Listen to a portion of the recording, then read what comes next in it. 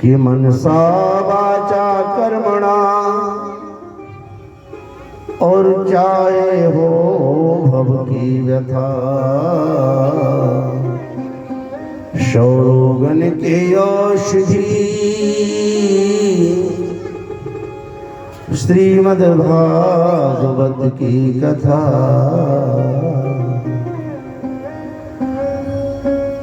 100 प्रकार के रोग अगर शरीर के अंदर हों, ये पहला फायदा बता रहा हूं मैं आपको।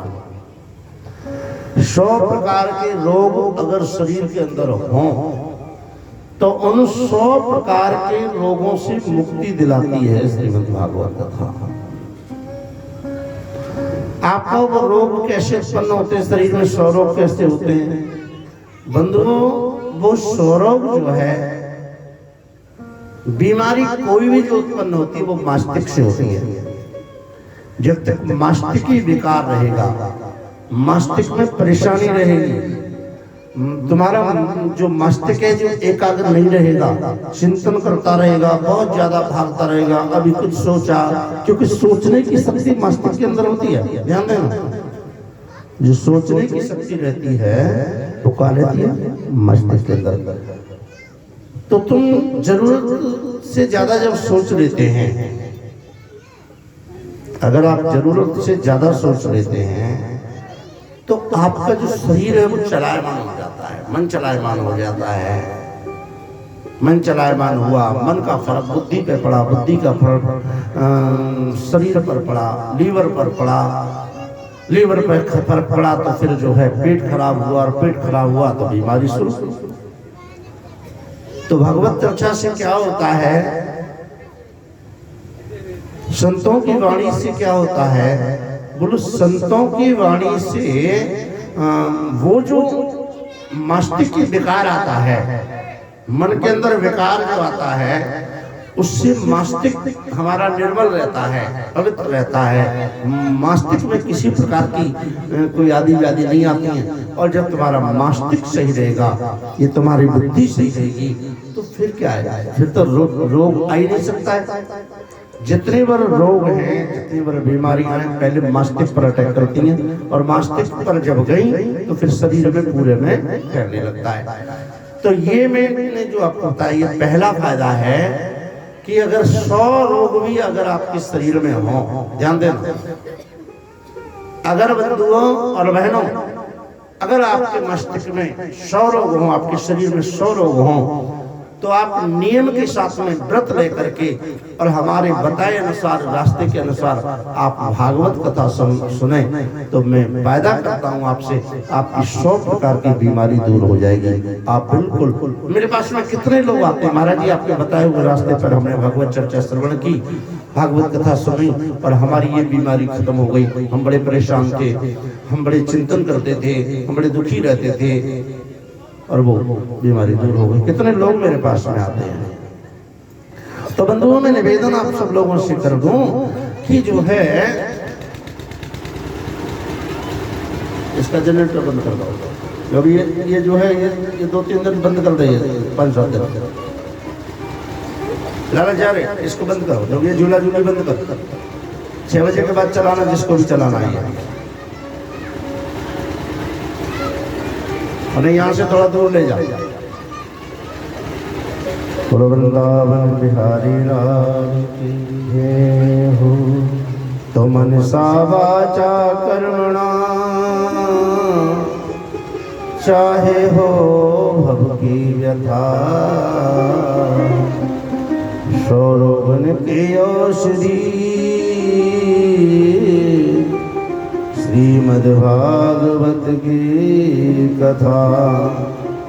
100 प्रकार की औषधि, रोगों की जो औषधि है वो श्रीमद् भागवत की कथा है भाई। और एक और बात बताएं हम आपको, कष्ट कितने प्रकार का होता है? पहला कष्ट है देह कष्ट, शरीर का। पहला कष्ट कौन सा है? शरीर का कष्ट। हम लोग कहते नहीं है, पहला सुख निरोगी काया, दूजा सुख प्रभुदय माया, तीजा सुख सुलक्षण नारी, चौथा सुख पति अधिकारी। पहला सुख है जीवन का हम निरोगी रहे, ध्यान देना, हमारे अंदर कोई रोग ना हो। अगर आपके अंदर कोई रोग नहीं है, बीमारी से मुक्त हो, तो आप जो है आराम से अपना जीवन यापन कर सकते हैं। तो पहला सुख निरोगी का या दूजा सुख क्या है संसार में? बोल दूजा सुख है, दूसरा जो सुख है भगवान थोड़ी संपत्ति दे दे। दूजा सुख प्रभु दे माया, भगवान थोड़ा सा धन दे दे। और तीजा बोलो तीसरा जो सुख है ना बंधु, जरा ध्यान देना, तीसरा सुख है भगवान थोड़ी सी पत्नी जो हो वो सुयोग्य हो। सुयोग्य कैसी? बोलो जो पति के हृदय की बात को समझ सके, मन की बात को समझ सके। गोस्वामी जी लिखते हैं रामायण में, शिये पिए हिये की जाननहारी। कैसी पत्नी होनी चाहिए? बोलो जो पति के हृदय की बात समझ ले। माता जानकी कैसी थी? बोलो वो अपने पति के हृदय की बात तत्काल समझ लेती थी। जैसे कि भगवान नाव में चढ़े तो उस समय उनके पास में कुछ देने के लिए साधन नहीं था, तो तुरंत उन्होंने क्या किया, अपनी अंगूठी निकाली, जान गई कि इनको जरूरत है नाविक को देने के लिए कुछ चाहिए, तो उन्होंने क्या किया, बोले मन मुद्री, जो हाथ में मुद्री थी, मन की बात समझ करके उन्होंने मुद्री उतारी और मुद्री उतार करके राघवेंद्र सरकार को दे दी, राम जी को दे दी, और राघवेंद्र सरकार ने नाविक को दी। अब वो अलग बात है कि नाविक ने ली नहीं। नाविक ने भी बड़ी सुंदर बात कही थी, जब भगवान राघवेंद्र सरकार उनको दे रहे थे अंगूठी, उतराई जब दे रहे थे, तो इन्होंने कहा था कि नाई से न नाई लेत, धोबी से न धोबी लेत, देखे मजदूरी प्रभु जात ना बिगाड़िए। कितनी सुंदर बात कही ना प्रभु, नाई से ना नाई लेते। बोल नाई पर अगर दूसरा नाई बाल कटाने जाता है तो वो पैसे नहीं लेता है, कि नाई से ना नाई लेत, धोबी से न धोबी लेत। और एक धोबी दूसरे धोबी पर धुलाई कराने जाता है तो वो धोबी से धुलाई नहीं लेता है, कि नाई से न नाई ले, धोबी से न धोबी ले, देखे मजदूरी प्रभु जात ना बिगाड़ियो। प्रभु मुझे तुम मजदूरी दे करके मेरी इस जाति को क्यों खराब कर रहे हो? बोले क्यों? तो नाविक कहता है कि इसी जाति के तो तुम हो। ध्यान देना, नाविक ने कहा है कि महाराज तुम भी मल्लाह हो और मैं भी मल्लाह हूँ। तो यहाँ लक्ष्मण जी ने तो बड़ा विरोध किया, महाराज ये कह क्या रहा है, हम तो क्षत्रिय हैं, हम तो जो है ये हमें जो है मल्लाह बता रहा है। तो राम जी ने कहा था तू नहीं समझता है। तो नाविक ने कहा है कि नाई से न नाई ले, धोबी से न धोबी लेत, देखे मजदूरी प्रभु जात ना बिगाड़ियो। कि मेरे घाट आए मैंने,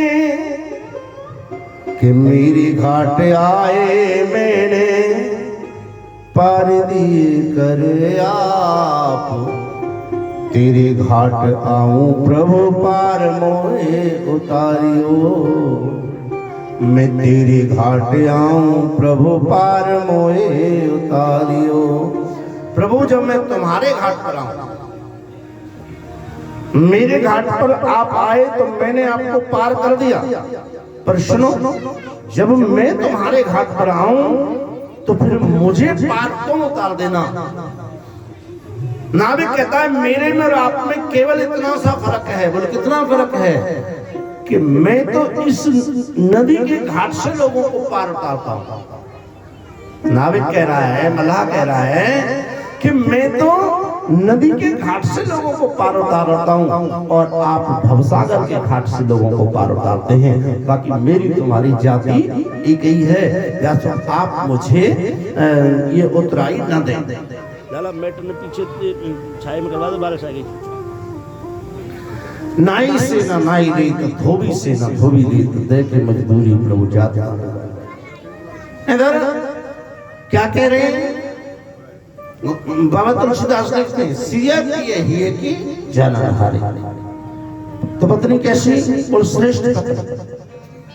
तो पहला सुख है बंधु, ध्यान देना, पहला सुख निरोगी काया, दूजा सुख प्रभु दे माया, तीजा सुख सुलक्षण नारी, और चौथा सुख पुत्र अधिकारी।